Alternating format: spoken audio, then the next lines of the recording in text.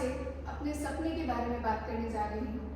लक्ष्य पाठशाला के बारे में बात करना चाहती हूँ, बट उससे पहले मैं अपने बारे में आपको कुछ बताना चाहती हूँ, क्योंकि मुझे लगता है कि एज ए पर्सन जैसी भी आज मैं हूँ वो उन घटनाओं की वजह से। अगर मैं अपने चाइल्डहुड मेमोरीज की बात करूँ तो उनमें कुछ ही यादें हैं मेरे पास। उसमें से एक घटना ये है कि हम गांव में रहते थे और मेरे पापा बाहर काम करते थे, तो मैं उनका वेट करती थी कि वो कब आएंगे और हमसे मिलेंगे। एक दिन मैं छत पे ऐसे ही खड़ी थी उनके इंतज़ार में और मैंने देखा कि वो आ रहे थे। मैं भाग के गई क्योंकि मैं मिलने के लिए बहुत वेट किया था मैंने उनका। उस समय बांस की सीढ़ियाँ हुआ करती थी। मैं उतर रही थी और तभी मेरा पैर स्लिप कर गया और मैं बेहोश हो गई। मेरे पापा ने मुझे गोद में उठाया और वो हॉस्पिटल की तरफ डॉक्टर के पास ले जाने ही वाले थे, तभी पीछे से एक आवाज़ आई कि मर थोड़ी ना जाएगी, कुछ नहीं हुआ है, तू पानी पी। जब मैं 7-8 साल की थी तो मेरे चाचा ने सेक्सुअली हैरास किया। एक बार नहीं, 2 बार नहीं, मल्टीपल टाइम्स। हर रोज मैं इस सोच के साथ उस रात से कांप जाती थी कि कब फिर से वापस रात होगी और फिर से वो सारी चीजें रिपीट होंगी।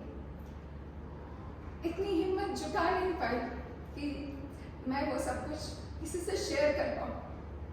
शायद कोई सुनने के लिए तैयार नहीं था, शायद मुझ में इतनी हिम्मत नहीं थी कि मैं किसी से बोल पाऊँ। मेरा पूरा बचपन डोमेस्टिक वायलेंस में ही बीता, या तो मार पड़ी या आसपास ये सब देखा। ये कुछ ही यादें हैं मेरे पास। अगर मैं अपने बचपन की बात करूं तो शायद इसके अलावा मेरे पास कुछ है नहीं। जैसे तैसे मेरी 12वीं कंप्लीट हुई। मैं उस समय अपनी उस सिचुएशन से बाहर निकलना चाहती थी, कुछ भी करके। मेरा बस एक ही मकसद था कि मैं अपनी पूरी जान लगा दूं और मैं उस सिचुएशन में एक पल बिताना नहीं चाहती थी। मैं उस समय कल्पना चावला को देख के बड़ी हो रही थी। मैं उनकी तरह स्पेस में जाना चाहती थी। मैंने पता किया, उस समय सुविधाएं भी नहीं थी हमारे पास। मैंने पता किया तो मुझे पता चला कि मुझे एरोनॉटिकल इंजीनियर बनना पड़ेगा अगर मुझे स्पेस में जाना है। मैंने फिर पता किया तो पता चला कि मुझे बीटेक करना चाहिए। मैंने उसकी तैयारी शुरू की।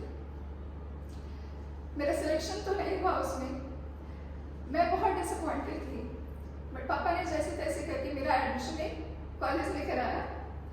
उस समय मैंने पापा को कहा था कि आप एक गधे को घोड़े के रेस में दौड़ाने जा रहे हैं, आपको लगता है मैं कर पाऊंगी? उन्होंने उस दिन कुछ भी नहीं कहा, मानो उन्हें सब कुछ पता था। मेरा एडमिशन मोतीनगर के एसआर यूनिवर्सिटी में हुआ। वो दुनिया बहुत अलग थी। जिस दुनिया में मैं पली बड़ी थी, वहाँ पे आप अपने ओपिनियंस नहीं रख सकते थे। लड़कियों को तो खासकर कुछ बोलने का अधिकार नहीं था, वो आज भी नहीं है। अगर आज भी हम बड़ों के सामने बोलते हैं तो ये कहा जाता है कि ये बदतमीज हो गई है। लेकिन जब मैं यहाँ आई, अलग अलग राज्य के बच्चों से मिली, तो मुझे ऐसा लगा कि जैसे नया आसमान मिल गया मुझे। उस समय जहाँ पे मेरा हॉस्टल था, मैंने देखा कि वॉल के उस तरफ एक बहुत बड़ा स्टब था। एक वॉल का डिफरेंस था। एक तरफ हम थे जिनको वो सारी सुविधाएं मिल रही थी, जिन सुविधाओं के दम पर हम अपने सारे सपने पूरे कर सकते थे, और एक वॉल के उस तरफ वो बच्चे थे जिनको सपने तो छोड़िए, 3 वक्त का खाना भी नसीब नहीं होता था। कई बार मैं देखती वो कूड़े से कुछ उठा के खा रहे होते, या फिर हमसे कुछ ना कुछ मांग रहे होते।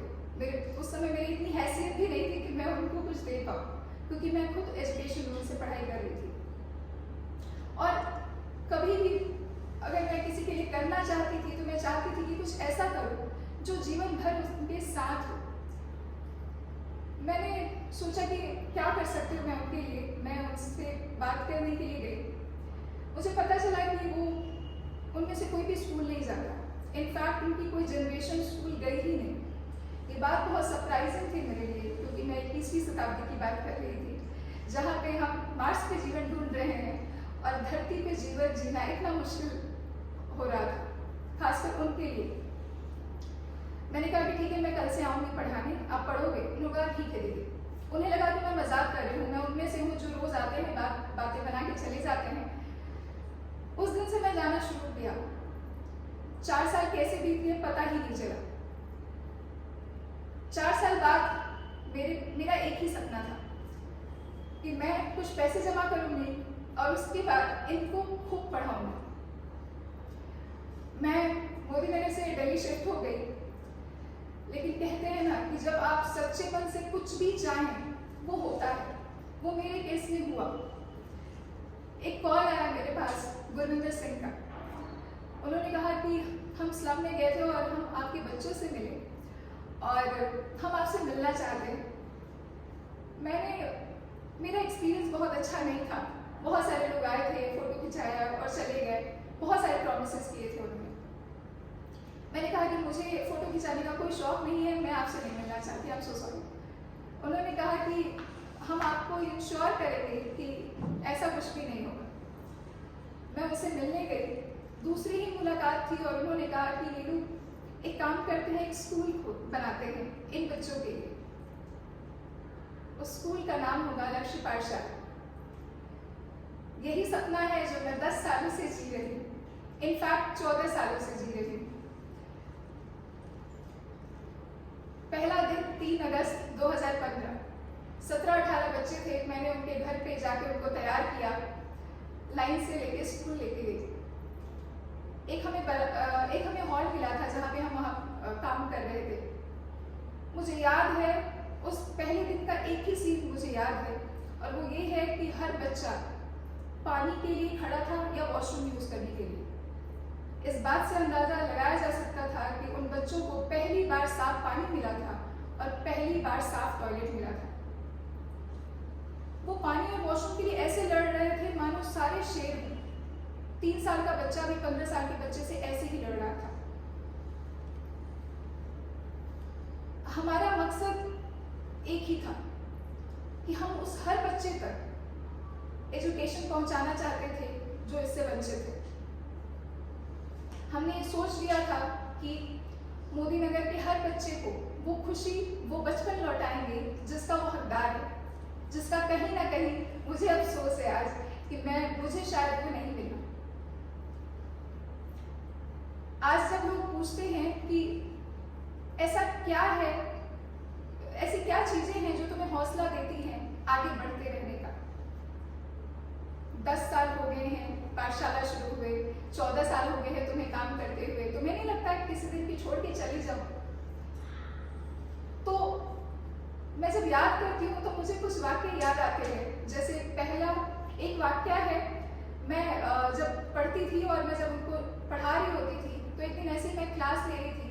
सुबह का वक्त था, कोई नंगा बैठा होता था, किसी ने शर्ट पहनी होती थी, किसी ने पैंट पहनी होती थी। जब मेरी क्लास खत्म हुई तो कुछ बच्चे आपस में बात कर रहे थे। मैंने उनसे पूछा कि क्या बात है, कोई परेशानी है क्या? उन्होंने कहा कि दीदी हम सब मिलके कुछ पैसे इकट्ठा करा हमने और हम आपके लिए दूध और बिस्किट लाए हैं, लेकिन ये कह रहा है कि आप हमारे यहाँ थोड़ी ना खाओगे। वो बात इतनी गहरी थी। ये वो वाक्य है जिसने शायद मेरे और उनके बीच जो दीवार थी वो गिरा दी। ऐसा उस दिन मैंने तय किया था कि चाहे जीवन में कुछ भी हो, मैं इनके साथ हूँ। उनको, वो मेरे लिए बच्चे हैं, वो भाई बहन है, वो सब कुछ है। उसके अलावा और भी बहुत सारे इंसिडेंसेस, जैसे उसमें से एक वाक्य है कि मैं रात के 11 बज रहे थे और मैंने सुना कि कोई दीदी दीदी चिल्ला रहा है। मैं बाहर गई बालकनी में तो देखा कि एक लड़की पूरी तरीके से रो रही थी, खून से सनी हुई थी। मैं भाग के नीचे गई तो मुझे पता चला कि वहां पे कुछ मजदूर थे जिन्होंने उसके साथ रेप करने की कोशिश की। 11 साढ़े 11 का समय हो रहा था। मेरी जितनी भी हैसियत थी, जो भी मैं कर सकती थी मैंने किया। SHO को कॉल लगाया, उस समय पुलिस स्टेशन गई, पूरी कोशिश कर रही थी कि उन लोगों को पकड़ पाऊं, क्योंकि कहीं ना कहीं वो मेरा दर्द भी था। लेकिन वो सब भाग चुके थे। 2-3 महीने बाद भी कुछ नहीं हुआ। एक और वाक्य है, ऐसे तो बहुत सारे वाक्य हैं जिसने मुझे हौसला दिया है यहाँ अभी भी खड़े रहने का। लेकिन एक और वाक्य है, जब हमने शुरुआत करी थी तो बच्चों को नहीं पता होता था कि यूनिफॉर्म कैसे पहननी है, कैसे तैयार होकर आना है। आज जिन बच्चों की पॉटी साफ करी है मैंने, नाक साफ करी है, नहलाया है, आज वो कहीं बहुमंजिला इमारत में बैठकर AC पंखे के नीचे काम कर रहे हैं। तो मैं कहूँ, अगर लोग पूछते हैं कि वो क्या चीज़ें हैं जो तुम्हें हौसला देती है, तो ये सारी अनगिनत चीज़ें हैं जो मुझसे कहती है कि नीलू डटे रहना है, हिलना नहीं, सब कुछ ठीक होगा और वक्त बदलेगा।